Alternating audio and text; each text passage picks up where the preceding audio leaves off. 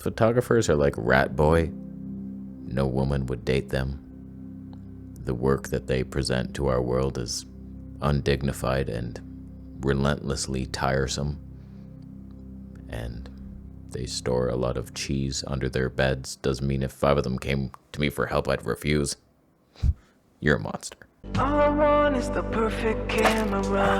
All I want is the perfect camera. So we're on the DJI Action 4 with everything turned off. Complete and entire fisheye, no stabe.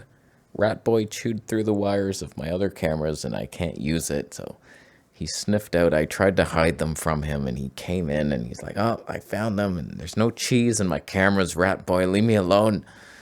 So ultra mega wide are we? Yes. Do I have the world's biggest microphone? I do. Am I compensating for something? I am.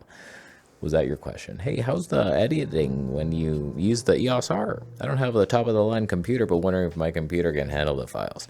If your computer can't handle a Canon EOS R, you're done for. Like, it's the easiest. It's 1080p only.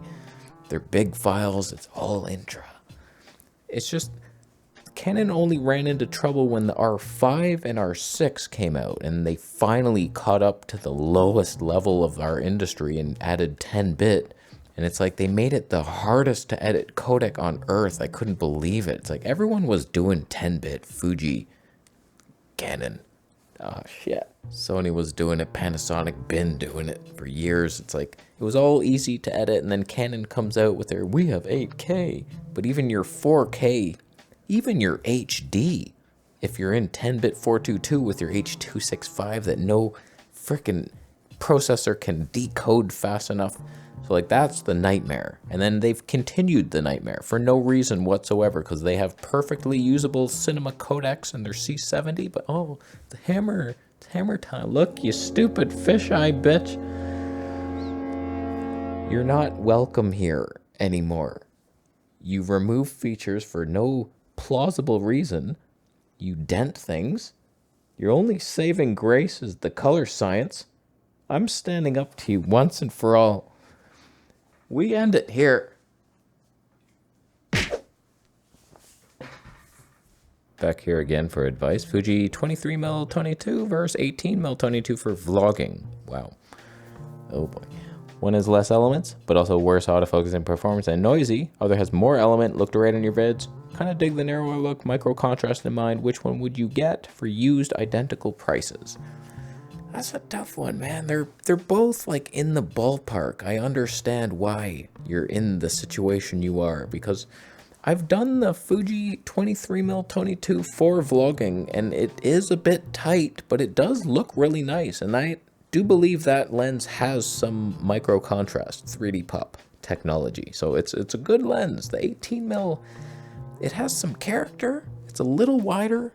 And it does hold the focus pretty well. Some Fuji lenses just lose focus for no reason, whereas that one did pretty good, even though it's loud and grindy. I don't know how they even turn the elements in there. It's freaking sandwiches and shit. They're both pretty light. I think the 18mm was even lighter. I would if you actually were going to vlog, I would do the 18mm, but the 23 is the better lens for sure. And then it's more versatile. You could sit down and talk like this. Just don't invite Rat Boy in. So like, I would go with the 23mm personally. The 23mm 1.4, that's a masterpiece lens from what I've heard. It's a little heavier. I had them both. Ended up selling the 23-22 because the 1.4 was somewhat better. You know what I'm going to do? I'm going to switch into a lens that I reviewed in freaking November, and the company has been pushing me back. They're saying, we're not ready to release it yet. I'm just gonna let you see it now and not tell you what it is, obviously, but we're just gonna switch. Mega wide, is it? So annoying. My review, I was worried because my hair was longer. And people are going to be like, what happened to the hair? It grew. I've went through like 2 hair cycles now to where like if I could release the video now, but now I did this stupid shit to my hair. So, oh man. guess what the lens is. You'll never know. Is your PC from 2010 or a laptop? Because anything made since 2020 should be easily able to handle 4K video. Computers don't age well. It's been 5 years. Did I say I couldn't handle 4K video? No, I didn't. I said Canon has a problem, and their 4K video is way harder than anything else. Side rant. I just released that PC video. This was asked before that, so I'll give you some leeway here without chopping your neck too hard. I got this comment saying, like, the reason is this is harder to edit than Sony is because Sony is H.264 and they're 10-bit 422. You've never picked up a Sony camera in your life. It's not. And everyone's thumbing up his comment. It's not. It's 462, H.265, 422, 10-bit. It's the same thing. It's just Canon does it differently somehow. It's either not all eye or something. Canon does bad things to good people and the codec's hard. It's a stupid codec. My PC is very basic specs, as you saw, and thank you for all the little tips. Upgrade the processor, do that. Most of those costed like halfway towards what I paid for the damn thing. It was like 2,400-ish Canadian, 2019. It's like I don't really want to just upgrade a little processor. Oh, a minor tweak. I'll tweak your mom. Okay, I'll just ask it and be the fool for the day. What exactly are you talking about when you say a picture has 3D pop? I'd love to see a video with examples. I've been shooting for over 50 years, and it's never been anything I've seen, thought about before watching your channel. Thanks for these awesome videos. There's actually people like you who live under caves in little sewer systems, and they've never seen the real world. Back in the day, people used to make lenses. It was very simple designs, 5 elements. You want to see 3D pop? Go look at my Nikon 105mm 2.5 review, and it's like, holy shit, it's popping off the frame. Whereas you see other pictures, you could have more background blur, but everything looks flat. It's a freaking 2-dimensional thing. Like what you're witnessing right now, very flat. You can't see the depth. You can't go into the photo and come back out again and tell people what you saw. It's a magical look that only older lenses seem to have, and all the modern designs, they add more elements to correct for chromatic aberrations and make the corners sharper, and everything has to be tack sharp for the brick wall comparisons, and it's just not the same look. And there's some people, for some reason, who say, oh, that's not even a thing. 3D pop is not even real. That's why I don't trust most reviewers on YouTube. There's plenty who do tell you all about it. Weird filmmaker, angry photographer. There's many others. But like some, I don't want to throw any Canadians under the bus. But Chris Nickelwood never mentions it. He shoots the chart. He does photography-related things. He takes pictures of puddles. Not once do any of these top-end reviewers on YouTube mention microcontrast, 3D pop, lens fidelity, color fidelity. It's important because it's old-timey way of doing things, and it's better, and it looks so much better. That's why I buy stupid shit sometimes. For the old 3D pop look, everything was better. Look at this piece of furniture. I bought this on a whim, thinking my fiance would like it as an apothecary. It could hang up, and then she'd have all little like herbal medicines, and there's nowhere in my tiny junior 1-bedroom apartment to fit the damn thing, so it's probably going back, but that was a solid piece with character. Little grooves in here. Why are those grooves there? They don't serve a purpose other than to create art. What's this little thing? Is it gonna stop something from falling? No, it just looks nice. The little bezeled things, they put effort in. And they tried, and they wanted to please you. So I've shown you hundreds of examples. Go watch any video I've filmed on Zeiss lenses, especially outside. I'm stuck in here. It's still cold. It's Canada. I haven't wanted to leave this house in like 12 years. So when I go outside and film things in nature, it's like, holy shit, You're popping right out of there, and you can see into the depth of the woods, and you can experience the world in a 3D manner. Of course it exists.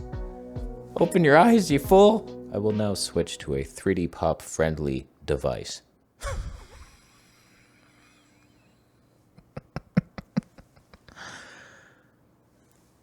To the last guy.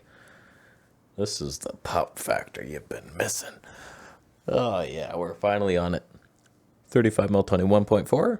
Boom, shellac. Although no lens can fix my hair. That little piece, I should have chopped that one off. That's a second mohawk waiting to happen. That, oh boy. Oh boy. But do you see it? Even though that's in focus, kind of. I pop.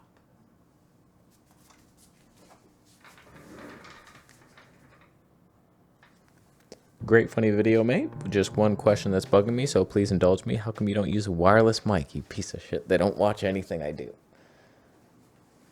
They never listen. Like, why Rode Wireless Go? Pro. Holyland. Lark. I'm a beginner. You know, I get so many emails. Will you review this wireless mic? I've literally made wireless a spam word in my email. Delete immediately. That's how committed I am to this. I'm a beginner, so forgive my potential ignorance, but those mics, especially Holyland, have amazing quality. What did I say there? Quality. Wow, this is not going well.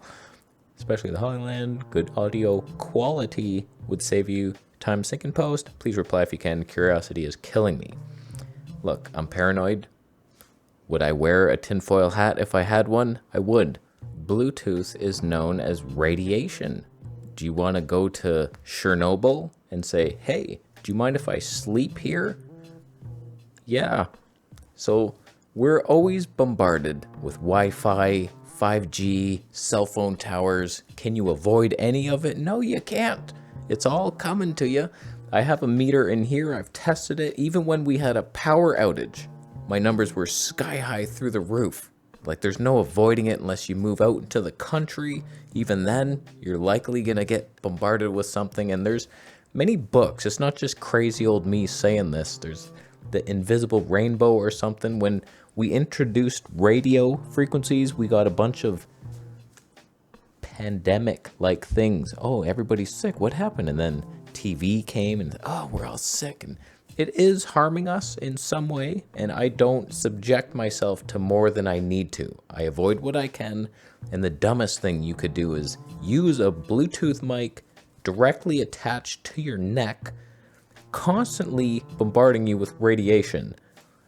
You're ridiculous. Even though it's low-level radiation, Wi-Fi is much stronger, but it's like little bursts and you can distance yourself from it, whereas you're attaching something right to your neck and it's constant. And that's just like one video, 20 minutes. People are literally having Bluetooth headsets in their ear all day long. It's the dumbest thing I've ever seen. So I avoid it at all costs. And like, there's nothing wrong with using a cord. You plug in a lav mic, it still works.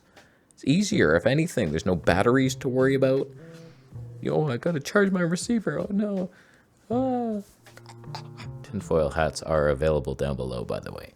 So, is it like, do you have to avoid it? Are you going to get sick? Probably not. I like to put all the cards in my favor. And just like, okay, that's an obvious thing. There's studies that show it harms people and rats. And it's like, okay, let's just avoid that one. There's fruit flies. They couldn't reproduce after a couple generations of being next to this TV.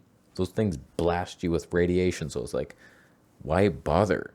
And a bunch of companies are trying to push it like it's the greatest thing. You're dumb. Keyboard with a wire. Mouse with a wire. Everything has wires.